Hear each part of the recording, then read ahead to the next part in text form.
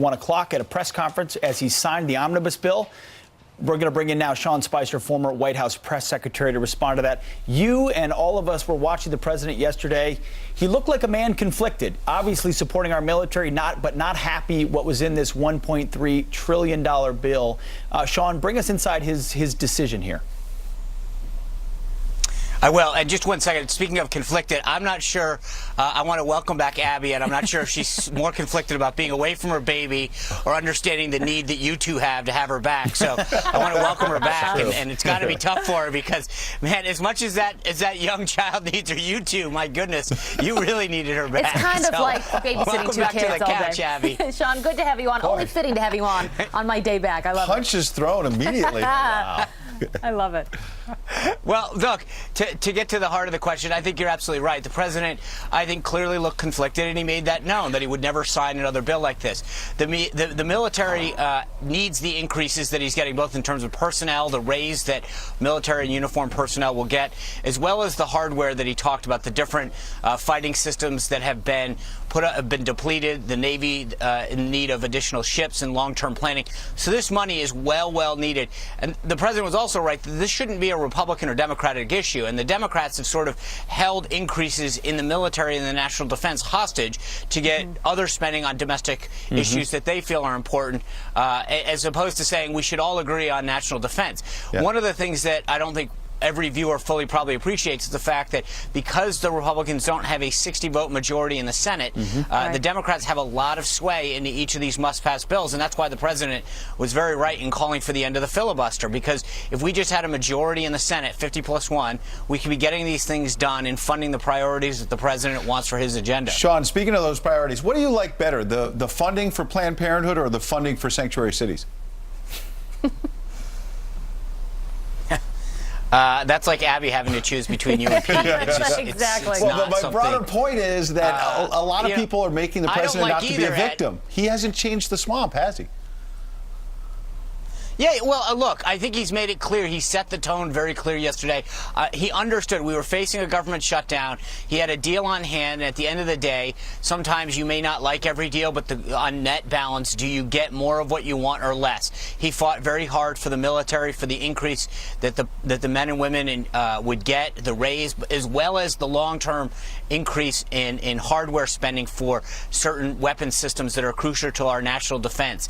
So, on balance, I think he clearly realized that it was a better deal, but he also realizes that this is not going to go on any further, and he sent a clear message to Congress that issues that aren't in our country's best interest won't be funded. He asked for a line-item veto. I think that should go through the process and done in a constitutional way.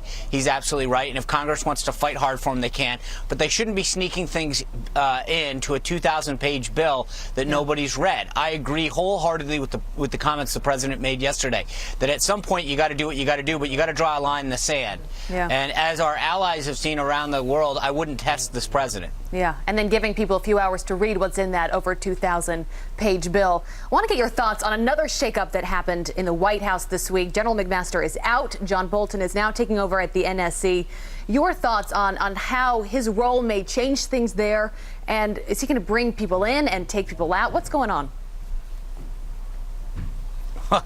Look, I think since day one, you've seen a process. This president came in as a disruptor. He's going to continue to do that. And he will continue to bring in people that I think understand how to implement the strategy that he wants. One of the mistakes that I think a lot of folks in the media and pundits have made is try to say that, try to figure out every person and where their views are. At the end of the day, this is less about individuals' views than their understanding of what the president wants to implement and their belief in how to implement that. This is more of a relationship that the president's trying to establish with key staff to make sure that they understand his strategy and that they have the tools to implement it. That's it, plain and simple. It's not about whether or not they agree wholeheartedly with every position that he takes, because goodness knows you're never going to find that person. And so there's going to continue to be churn because that's who he is. He's a disruptor. He's not a politician that's had a cadre of people in his pocket waiting to come into government. And he's going to find that secret sauce over and over again in each of these areas of people that are willing to come in and further his agenda and his policy initiatives to make the country better. Well, Sean, a little birdie told us that you look nice and formal halfway up, and then the bottom down is going to the gym. Yeah. That may or may not be true. I may be sitting in my front yard, but that's not important right now. All right. Sean, you know, We'd you love to got play out with it. you, I'm Sean. sorry. But you come in any uniform, you're Yep. ready to play. You're Yep. ready to bring your A games. We appreciate that. All right. I appreciate that, Pete. Thanks, Sean. Thank you, Sean. Great to see you this Thanks, morning. buddy. Good luck at the gym. Have a great weekend. All You right. too. Turning now to some other headlines we want to bring you this morning. Remember this disgraceful illegal immigrant laughing in court about killing 2 California sheriff's deputies.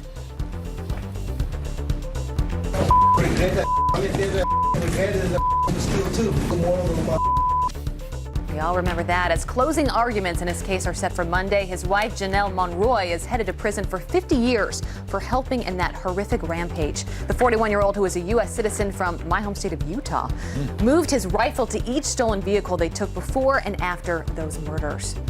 Horrible. Well, one school's response to school shootings isn't an armed staff with guns, but with rocks. Pennsylvania's Blue Mountain School District is placing 5-gallon buckets full of stones in each classroom for easy access for teachers and their students.